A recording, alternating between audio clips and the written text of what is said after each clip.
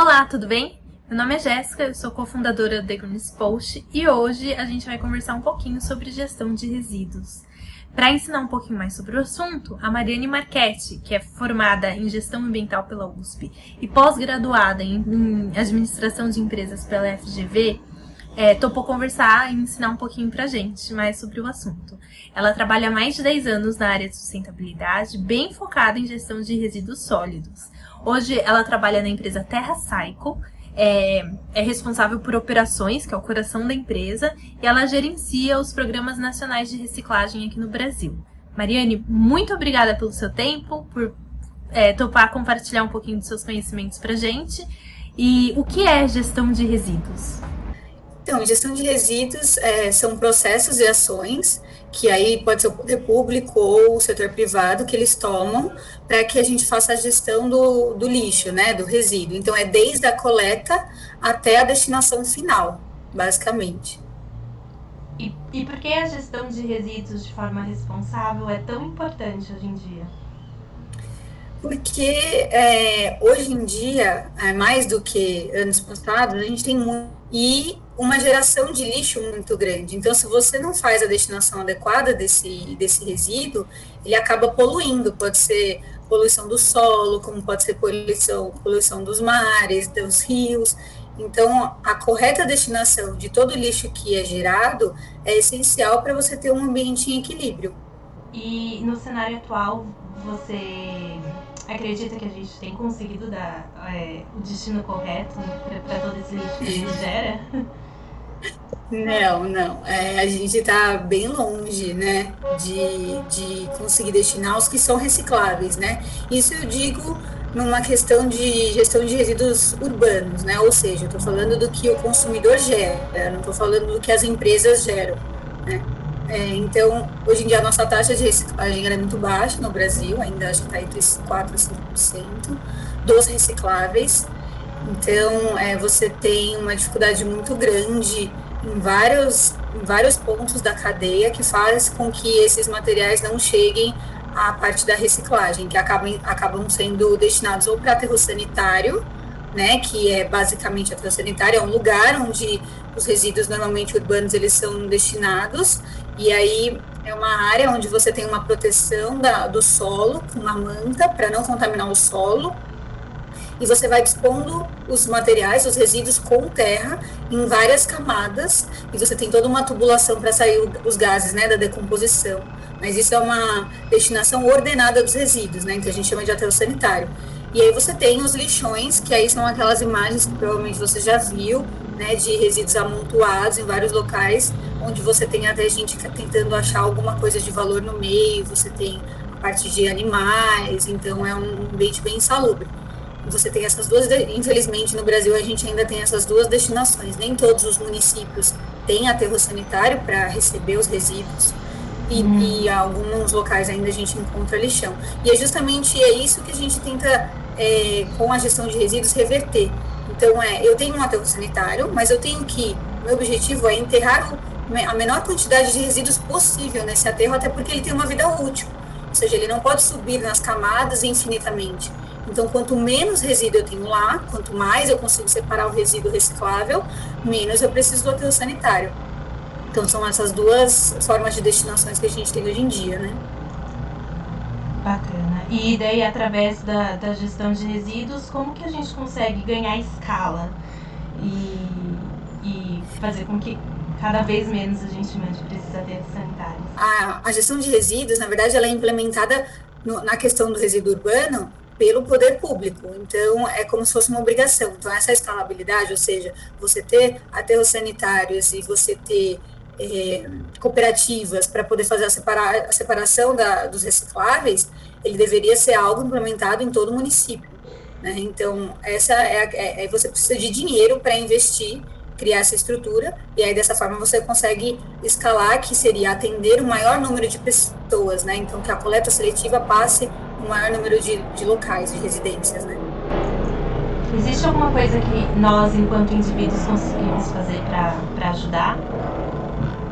Sim, principalmente na questão do resíduo urbano, porque basicamente quando a gente fala isso, a gente foca no que todo consumidor produz. Então, é o que você gera na sua casa, é o que eu gero na minha casa, é o que as pessoas geram na casa delas. Então, o meu papel, o nosso papel como cidadão é basicamente reduzir a geração de resíduo. Então, quanto menos eu produzo, menos aterro eu preciso, né? Enfim, e aí você tem uma gestão adequada dos resíduos. Então, é redução do consumo, em geral, né?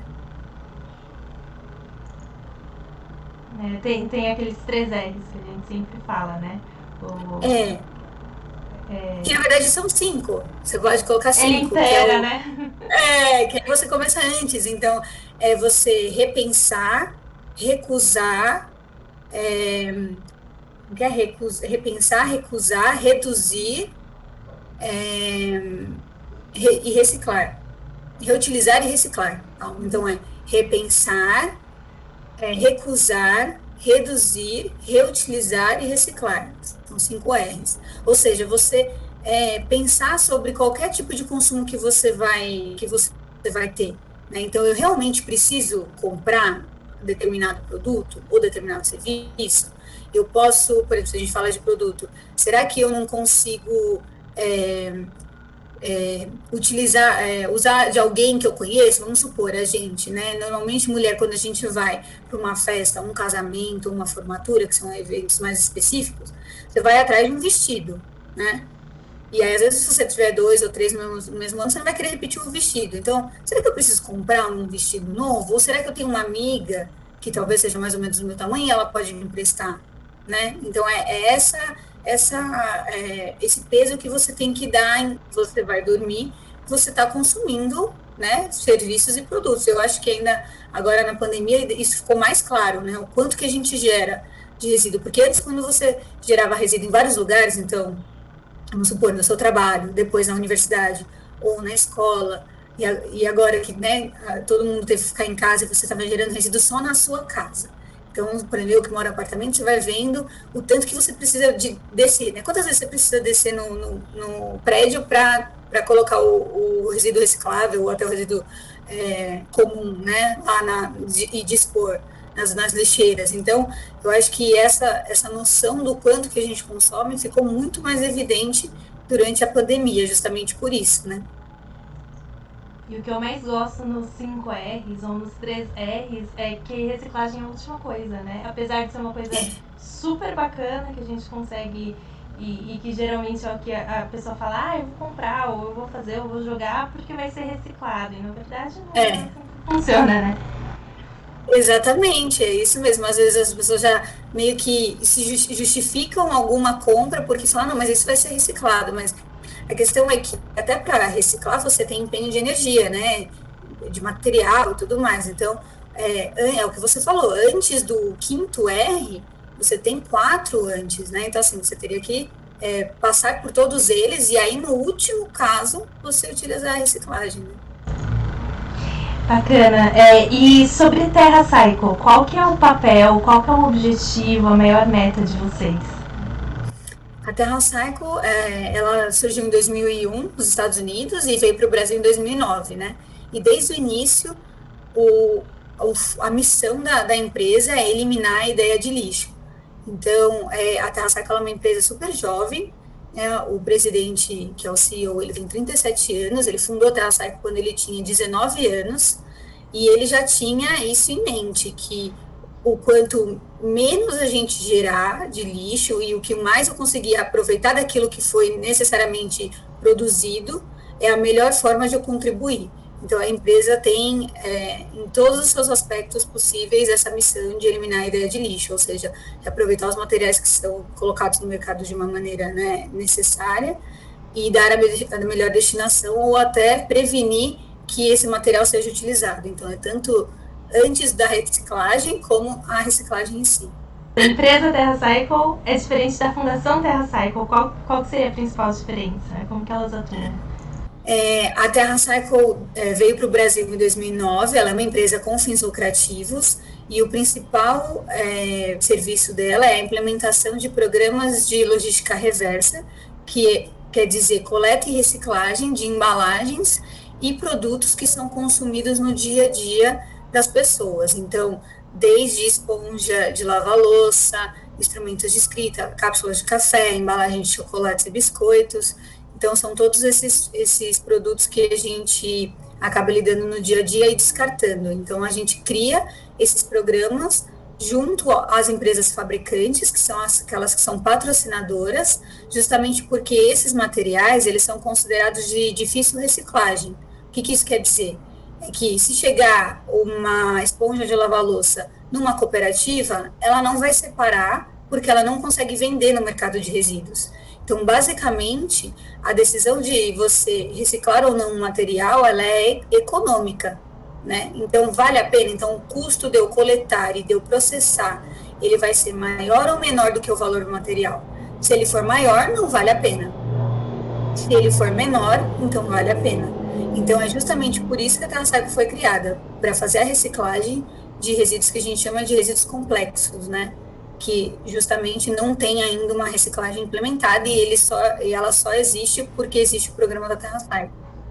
E agora, a TerraCycle, a Fundação TerraCycle, ela veio em 2018, então o objetivo dela é entrar em países onde o mercado de resíduos ainda está muito no começo, ou às vezes até inexistente. Então, hoje em dia, a gente atua na Tailândia e tem, nos próximos anos, o objetivo de atuar na Índia. E aí, o que a gente faz? A gente trabalha com o pessoal local. Então, hoje em dia, a gente tem 15 funcionários, que são todos tailandeses, e aí o foco é despoluir canais e rios, para que os materiais, né, plásticos e até outros tipos de resíduo, não cheguem nos oceanos. Esse é o objetivo desses canais, né, que são 3 hoje em dia. Em um ano, a gente já conseguiu retirar desses corpos d'água mais de 300 toneladas de material. Então, esse é o principal foco da fundação. Trabalhar nessa parte, né, de retirar, de despoluir os corpos d'água, para não chegar no oceano, e também fazer o desenvolvimento local desses resíduos. Então, quando a gente retira o material, o que dá para ser comercializado, né? Então, desde até garrafa PET, né, se ela não está muito degradada e tudo mais. E aí, se a gente tiver materiais que não são absorvidos pelo mercado tradicional de resíduo, não tem um comprador, a gente desenvolve a solução e paga pela reciclagem. Então não precisa ser necessariamente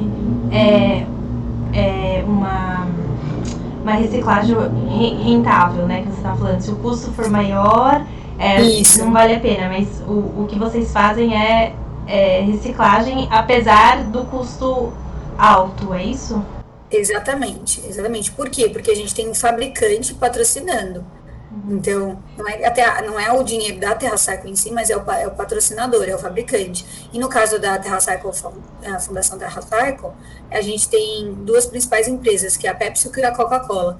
Então, são empresas que eles financiam a ONG justamente para fazer esse trabalho de despoluição.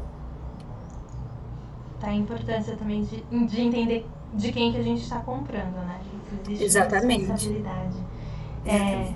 Ótimo. Muito obrigada. Obrigada a você.